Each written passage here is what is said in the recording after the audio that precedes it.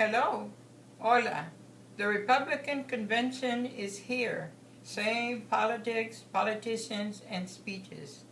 But if a plain vanilla outsider granny took the stage, would that reach the women, Hispanic, middle class, or other minorities we need for Trump to win? If I ever got the chance to speak to the American voters, this is what I would like to say. I am Mary Gilson, a 73-year-old Hispanic delegate from Texas CD 35. My mother cleaned houses. My father owned a shoe shine stand. Our whole family worked the fields picking cotton every summer.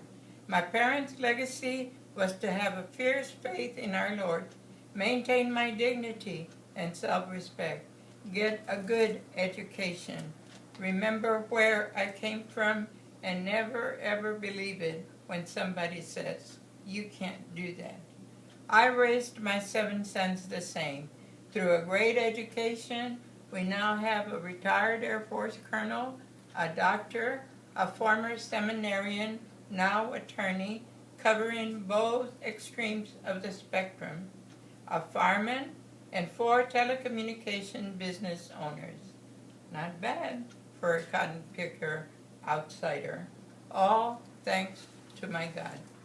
I am fed up with the old politics of trusting and then watching our officials not fulfill their promises and sometimes side with the other side. Well, no more. Not this time. To help elect a strong, effective leader, I decided to run for delegate. But as a woman, Hispanic, senior, and a Trumper, could I win? I offered maturity and clarity to discern what is truly important in life, a stubborn nerve to fight hard, and a little elderly wiliness to fight smarter. I will not be intimidated, scared off, bought, bribed, or manipulated. Something resonated because I won. Abraham Lincoln said once, a house divided against itself cannot stand.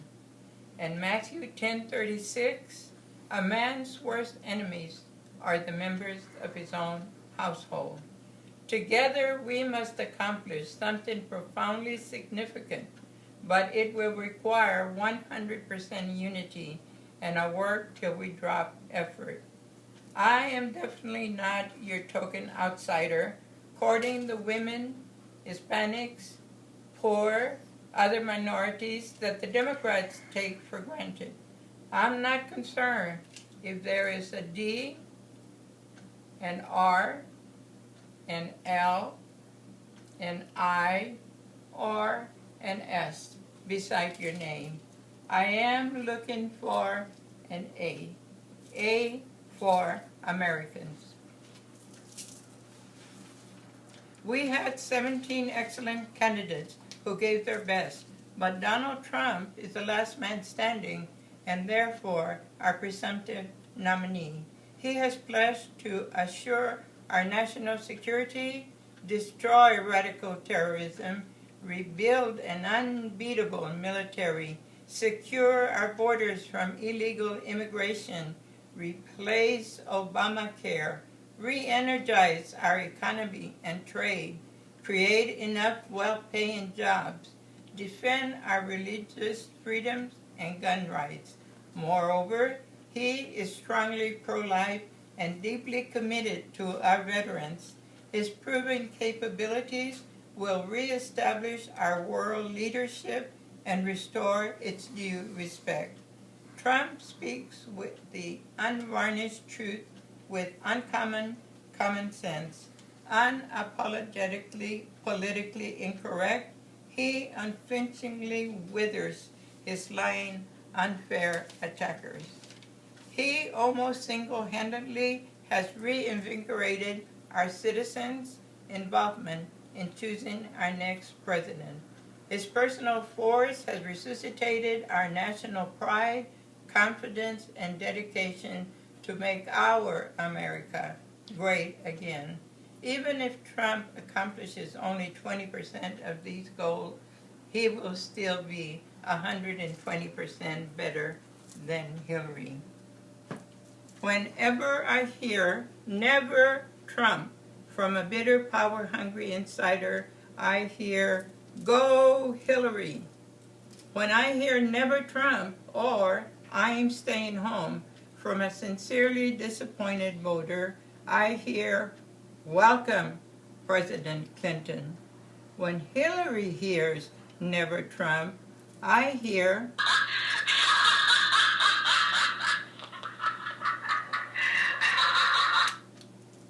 our country has lost great quantities of its identity, character, morality, unity, world leadership, and freedoms, mainly due to misplaced trust or apathy. I keep hearing our country is headed towards a disastrous tomorrow. We aren't heading there. We are there. And America, it's tomorrow today. It's tomorrow today. Yes, we can blame Obama, Hillary, Congress, and the media, but in fairness, we have to share the blame. We voted them there, and after betrayal and corruption, we kept sending them back. This time, though, things will be different because we are different. However, I have been watching the scurrying, scheming, trading, and fear-mongering at the insanity of electing Trump that's been going on. I am especially disgusted to hear their condescending permission to vote your conscience. If that means a delegate won't honor the millions of people who trusted him, in my 73-year-old eyes and way of thinking, you should not be their delegate. What is the good about a conscience that won't fight against electing a woman who supports killing innocent babies and then selling their body parts? About not denying Hillary the same White House where her husband, the president, sexually abused women, and then she defended him to buy herself a chance at the presidency in the future. About accepting Hillary's intentional total disregard for our laws and jeopardizing our national security by handling our most classified, sensitive information with extreme carelessness. And will someone please tell me how anyone with a good conscience can award the most powerful position in our country to a Secretary of State who failed to provide security which could have prevented the horrible murder of 4 Americans in Benghazi? A Vietnam protest song says, "There's something happening here. What it is ain't exactly clear. It is clear to millions of us. That rolling rumble you're hearing is the sound of the American people waking up, wisening up, standing up, speaking up, and pushing back. Trump earned this nomination. He deserves it." Can a 73-year-old granny use a young slogan? Get over it. Get over it. It's time to give it to him and then unite powerfully behind him. We may never have as good or even another chance to rescue, rebuild, and redirect our country back to the original laws and values that it was founded on. But it is going to take resounding support, commitment, and prayer. It's tomorrow today, America. It's tomorrow today. Entonces, adelante pues. So, forward then. Con verdadero entusiasmo, with true enthusiasm, con un fuerte espíritu, with a strong spirit, y con gran corazón, with great heart. Thank you for indulging an old lady a second time to go from picking cotton to picking the next Republican president of the United States of America.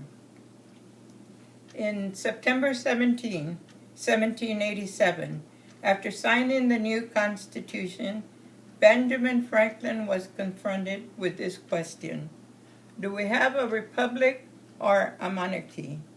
He replied, we have a republic if you can keep it. Let's keep it, America. Let's keep it. Thank you, gracias, and may God bless us all.